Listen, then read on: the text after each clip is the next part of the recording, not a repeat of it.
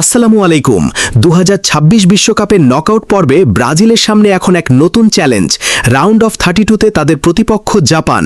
কিন্তু এই ম্যাচকে ঘিরে সবচেয়ে বড় আলোচনার বিষয় জাপান নয়, বরং একজন ফুটবলারের নাম, নেইমার জুনিয়র। ব্রাজিলের কোটি কোটি সমর্থকের মনে এখন একটাই প্রশ্ন ঘুরপাক খাচ্ছে, জাপানের বিপক্ষে গুরুত্বপূর্ণ এই ম্যাচে কি নেইমার থাকবেন শুরুর একাদশে, নাকি আবারও তাকে দেখা যাবে বেঞ্চ থেকে নামতে? আশ্চর্যের বিষয় হলো, ইনজুরি কাটিয়ে ফেরার পর মাত্র 15 মিনিট মাঠে নেমেই এমন কিছু করে দেখিয়েছে নেইমার, যা নতুন করে আলোচনার কেন্দ্রবিন্দুতে নিয়ে এসেছে তাকে।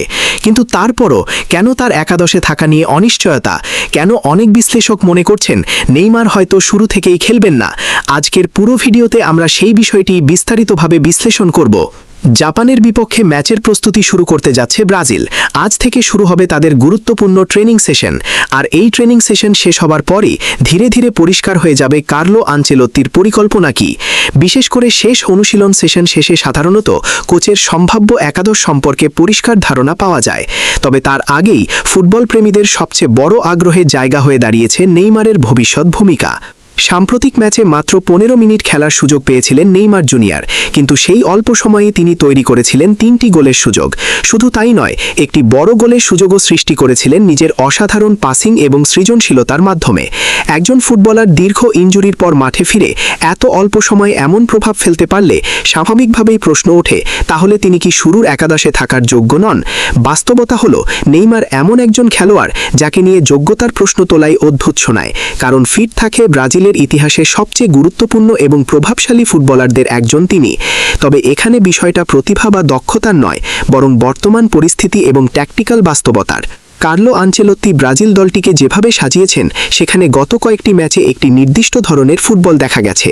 অনেকেই একে হাই মেটাল ফুটবল নামে অভিহিত করছেন, অর্থাৎ প্রতিপক্ষের ওপর নিরন্তর চাপ সৃষ্টি করা, দ্রুত বল পুনরুদ্ধার করা এবং মুহূর্তের মধ্যে আক্রমণে রূপান্তরিত হওয়া। প্রতিপক্ষের ডিফেন্স নিজেদের অবস্থানে ফেরার আগেই তাদের ওপর আঘাত হানা, এই দর্শনের ওপর দাঁড়িয়ে আছে বর্তমান ব্রাজিল। এই ধরনের ফুটবলের জন্য শুধু টেকনিক্যাল দক্ষতা নয়, অসাধারণ শারীরিক সক্ষমতাও দরকার। কারণ পুরো ম্যাচ জুড়ে প্রেসিং করতে হয়, বারবার দৌড়াতে হয়, ডিফেন্স থেকে আক্রমণ এবং আক্রমণ থেকে ডিফেন্সে দ্রুত ট্রানজিশন করতে হয়। এখানে প্রতিটি খেলোয়াড়কে ডিফেন্সিভ দায়িত্ব পালন করতে হয়। আর ঠিক এই জায়গাতেই নেইমারকে নিয়ে কিছু প্রশ্ন তৈরি হচ্ছে। নেইমার নিঃসন্দেহে বিশ্বের অন্যতম প্রতিভাবান ফুটবলার, কিন্তু তিনি এখনও দীর্ঘ ইনজুরি কাটিয়ে পুরোপুরি ম্যাচ ফিটনেসে ফিরছেন। তার বর্তমান শারীরিক অবস্থা বিবেচনা করলে শুরু থেকে 90 মিনিট ধরে এই উচ্চ তীব্রতার ফুটবল খেলা তার জন্য কঠিন হতে পারে। তাই অনেকের ধারণা, আনচেলত্তি হয়তো এখনই তার সফল ফর্মুলা ভাঙতে চাইবেন না। বিশেষ করে মিডফিল্ডের দিকে তাকালে বিষয়টি আরও পরিষ্কার হয়। বর্তমানে ব্রাজিলের মিডফিল্ডে লুকাস পাকেতা, ব্রুনো গিমারাইস এবং ক্যাসেমিরোর সমন্বয় বেশ কার্যকর প্রমাণিত হয়েছে। এই ত্রয়ী শুরু বল নিয়ন্ত্রণই করছে না, একই সঙ্গে ডিফেন্স এবং আক্রমণের মধ্যে ভারসাম্য তৈরি করছে। তাদের প্রেসিং, বল পুনরুদ্ধার এবং কাভারেজ ব্রাজিলের বর্তমান সিস্টেমের অন্যতম শক্তি। এখন যদি নেইমারকে একাদশে আনতে হয়, তাহলে কাউকে না কাউকে জায়গা ছেড়ে দিতে হবে। প্রথম সম্ভাবনা হতে পারে মিডফিল্ডে পরিবর্তন আনা, কিন্তু লুকাস পাকেতাকে কি সহজেই বসিয়ে দেওয়া সম্ভব? সাম্প্রতিক ম্যাচগুলোতে তিনি শুধু আক্রমণেই অবদান রাখেননি, ডিফেন্সিভ দিক থেকেও অসাধারণ কাজ করেছেন। পুরো ম্যাচ জুড়ে তার পরিশ্রম ব্রাজিলকে ভারসাম্য দিয়েছে, ফলে তাকে বাদ দেওয়া খুব সহজ সিদ্ধান্ত হবে না। অন্যদিকে যদি মিডফিল্ড অক্ষত রাখা হয়, তাহলে একজন আক্রমণ ভাগের খেলোয়াড়কে বসাতে হবে। আর সেখানে আলোচনায় আসে দুটি নাম, রায়ান এবং মাতিয়াস কুনহা। মাতিয়াস কুনহার কথা যদি বলি, তাহলে তিনি বর্তমানে দুর্দান্ত ফর্মে আছেন। শেষ 2 ম্যাচেই 3টি গোল করেছেন। শুধু গোলই নয়, তার কাজের পরিধি অনেক বড়। তিনি সামনে থেকে প্রেসিং করছেন, ডিফেন্ডারদের ভুল করতে বাধ্য করছেন এবং দলের সামগ্রিক কাঠামোকে শক্তিশালী করছেন। বর্তমান ব্রাজিলের দ্রুতগতির আক্রমণ ভিত্তিক ফুটবলে কুনহার অবদান অসাধারণ। এমন একজন ফুটবলারকে এই মুহূর্তে বেঞ্চে বসানো সত্যিই কঠিন। তাহলে কি রায়ানকে সরিয়ে দেওয়া হতে পারে? এটিও সহজ সিদ্ধান্ত নয়, কারণ সাম্প্রতিক ম্যাচে রায়ান যেভাবে খেলেছেন তা কোচিং স্টাফকে নিঃসন্দেহে মুগ্ধ করেছে। বিশেষ করে ডান প্রান্তে তার ডিফেন্সিভ অবদান অত্যন্ত গুরুত্বপূর্ণ ছিল। আমরা জানি ব্রাজিলের রাইট সাইডকে অনেক সময় প্রতিপক্ষ আক্রমণের লক্ষ্যবস্তু বানায়। সেই জায়গায় রায়ান নিয়মিত নিচে নেমে ডিফেন্সকে সাহায্য করেছেন। পাশাপাশি তার হাই প্রেসিংও ছিল চোখে পড়ার মতো। ব্রাজিলের আগের ম্যাচের প্রথম গোলের পেছনেও ছিল তার প্রেসিং এবং পরিশ্রম। এমনকি তিনি একটি অ্যাসিস্টও করেছেন। সুতরাং বাস্তবতা হলো, বর্তমান একাদশের প্রায় প্রতিটি খেলোয়াড়ই নিজেদের জায়গা ধরে রাখার মতো পারফরম্যান্স দেখিয়েছে। দেখিয়েছেন। আর এ কারণেই নেইমারের মতো একজন তারকার একাদশে ফেরাও সহজ সমীকরণ হয়ে উঠছে না। তবে একটি সম্ভাবনা অবশ্যই রয়েছে। আনচেলত্তি চাইলে ট্যাকটিক্যাল পরিবর্তন আনতে পারেন। সেক্ষেত্রে রায়ানকে বাইরে রেখে লুকাস পাকেতাকে ডান দিকের মিডফিল্ড রোলে খেলানো হতে পারে, আর নেইমারকে কেন্দ্রীয় ভূমিকায় ব্যবহার করা হতে পারে। তখন ব্রাজিলের আক্রমণের মূল কেন্দ্র হবে নেইমার এবং ভিনিসিয়াস জুনিয়র। এই পরিকল্পনা কার্যকর হলে ব্রাজিল হয়তো আগের মতো দুই উইং সমানভাবে ব্যবহার করবে না, বরং আক্রমণের সিংহভাগ গড়ে উঠবে মাঝমাঠ এবং বাম প্রান্তকে ঘিরে।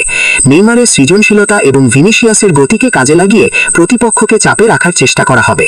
কিন্তু প্রশ্ন হলো, আনচেলত্তি কি এত বড় ম্যাচে তার সফল কৌশল বদলতে চাইবেন? অনেকের মতে সম্ভাবনা খুব বেশি নয়, কারণ নকআউট পর্বে কোচরা সাধারণত ঝুঁকি কম নেন এবং যে ফর্মুলা কাজ করছে সেটাকেই ধরে রাখতে চান।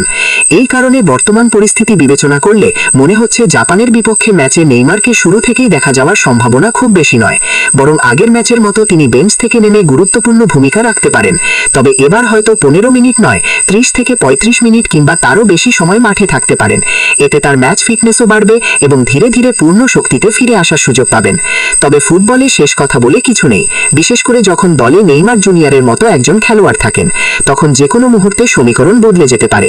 ট্রেনিং সেশনে তার পারফরমেন্স, শারীরিক অবস্থা এবং কোচের চূড়ান্ত পরিকল্পনার উপর অনেক কিছু নির্ভর করছে। তাই চূড়ান্ত সিদ্ধান্ত জানতে হলে আমাদের অপেক্ষা করতে হবে ব্রাজিলের শেষ অনুশীলন সেশন পর্যন্ত। সবশেষে বলা যায়, নেইমারকে একাদশে দেখতে চায় না এমন মানুষ খুব কমই আছে। ব্রাজিল সমর্থকরা যেমন চান, আমরাও চাই তাকে শুরু থেকেই মাঠে দেখতে। কিন্তু একজন কোচের কাছে সবচেয়ে গুরুত্বপূর্ণ বিষয় হলো দলের সামগ্রিক ভারসাম্য এবং জয়ের সম্ভাবনা। তাই কার্লো আনচেলত্তি আবেগের চেয়ে বাস্তবতাকেই বেশি গুরুত্ব দেবেন, এটাই স্বাভাবিক। এখন প্রশ্ন আপনাদের কাছে, জাপানের বিপক্ষে ম্যাচে কি নেইমার জুনিয়রকে শুরুর একাদশে রাখা উচিত, নাকি ধীরে ধীরে তাকে পূর্ণ ম্যাচ ফিটনেসে ফিরিয়ে আনা উচিত? আপনার মতামত অবশ্যই কমেন্টে জানান। আর এমন আরও বিশ্বকাপ আপডেট পেতে ভিডিওটি লাইক করুন, চ্যানেলটি সাবস্ক্রাইব করুন এবং পাশে থাকা বেল আইকনটি অন করে রাখুন। ধন্যবাদ সবাইকে। আল্লাহ হাফেজ।